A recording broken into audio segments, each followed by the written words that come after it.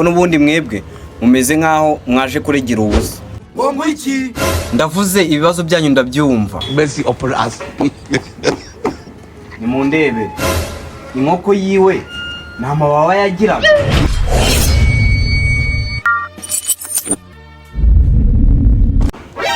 Nugo muyobozi ko yatinze twamutoreye. Ndiri mu bambere mu bamutoye. Apire kare buriya nari nasinze kabisa. Ndase bivuze gutora nabi. Ngaho reba igihe twazi tumaze isani igicanga. Cyafite n'umwanya wo kwivovota nge narambiwe. Ubu mwaturaga gutya babashyize rido mu maso ntago mwemuze gushishoza ngo mutore umuyobozi ushobora. Mbese ni muceceke muza kuntora ntago byari kugenda gutya. Ese ninde wakugutora niyo sura nk'iyi umwishimye. Ubwo umuntu wagutorera yabashingiye gutya. Mwese muceceke igihe nabuze n'inkoko yanjye none umva amagambo mufite. Uko nanjye icyo kibazo ufite. Inkoko zanjye barazimaze. Numva mwese duhuje ikibazo se. Nawe nicyo kibazo ufite. Cyane rwose. Jamani sinumva twese duhuje ikibazo cyo. Kandi we rusatsi we bagufatara kwa musize muri kagahege. Baragiye mbese. Namuruza namuko webarutse kugufatira ku ruhere kuri kwavoka za mama wawe. Zabandi. Agoreka bagwirinde inkuru. Iki kivuga mu rukundo. Ejo muri kikoze gute kimanuka mu rutoki rwo kwantuza. Babagifatiye mu cyo yabagukuyemo. Dora ahubwo do uyu nguyu do n'umutubuzi. Kuvaza amani wewe ndamuzuyu uyu wenda muzi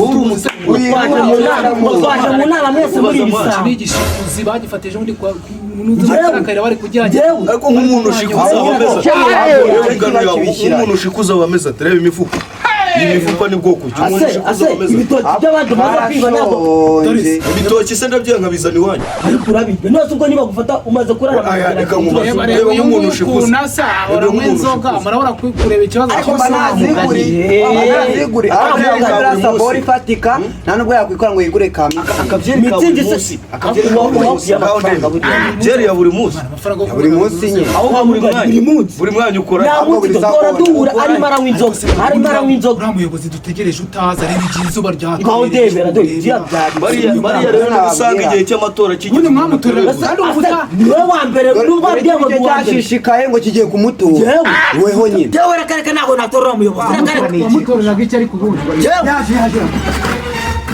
Wari kwigamba ngo ukisha. Muri mwe ninde wano itanshaka mwatuzigemo. Simbizi numvishasa tubivuga. Nahize ngo mwashidikanyije ku cyizere leta yangiriye namwe mukabigiramo uruhare kujyanwa. Ubu njya gutorwa nimwe mwabigizemo uruhare ariko nyumvire ko mutangiye kwivugisha. Uri ninde wari utangiye kuvuga ibyo bintu. Nako ibyo tubireke. Mwese ubundi mufite ibibazo ko numva mwe mufite urusaku rwinshi cyane. Inkoko zacu inkoko zacu bazimaze mu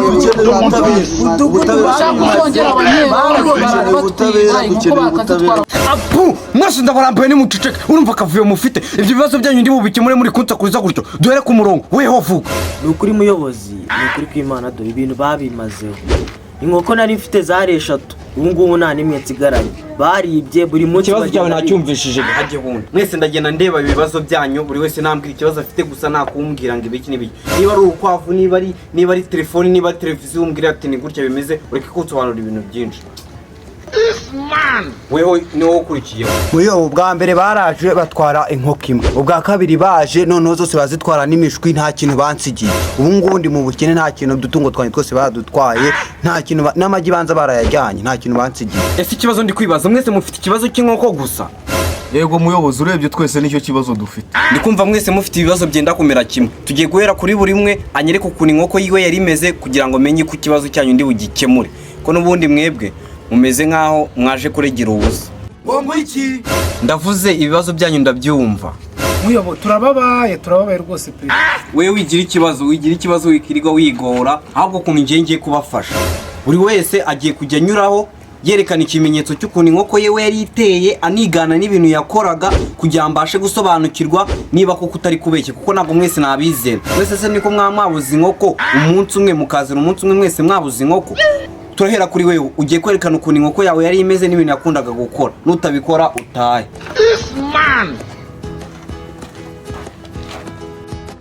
Ganyereka ikintu cya mbere inkoko yawe yakoraga sha. God have mercy upon us. Ni mundebe. Inkoko yiwe nta mababa yagiraga. Mubaze muyobo. Wewe ujya kwicara nta kibazo cy'inkoko ufite. Undi nazo.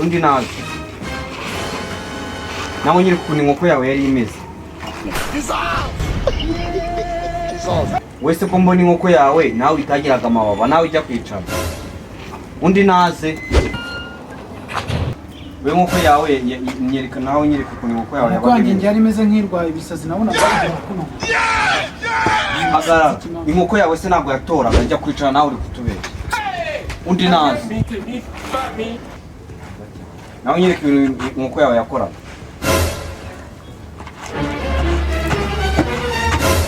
Nasi ikibazo ndi kwibaza. Inkoko yawe yari ikiragi nawe ujya kwicara.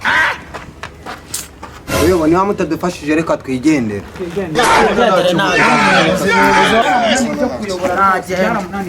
Inkoko zacu. Sinzi n'impamvu ituma bamushyiraho ho. Dore gitifu mani. Mwegere tumubaze uko gahunda zigomba kujyana. Mbona muri gusakuza mufite icyo kibazo sha. Muyobo ntabwo turi gusakuza ahubwo mudugudu yanze gukemura ibibazo byacu. Inkoko zacu bazibye bazitumaze. Ubwo rero dufashe dukemura ikibazo rwose pe. Dufashe dukemura ikibazo twe twambwiye yanze kutwumva. Ibyo mudugu. Gitifu bari kumbeshyira rata na n'ibimenyetso abo bantu bafite. Ufite ibimenyetso areshyura. Giti nta bimenyetso dufite pe. Nibyo sha abantu bibona abayobozi sha. Njye mfite ibimenyetso ubu se aya magi yari ituraze. Reka tugende twishyurwe sha.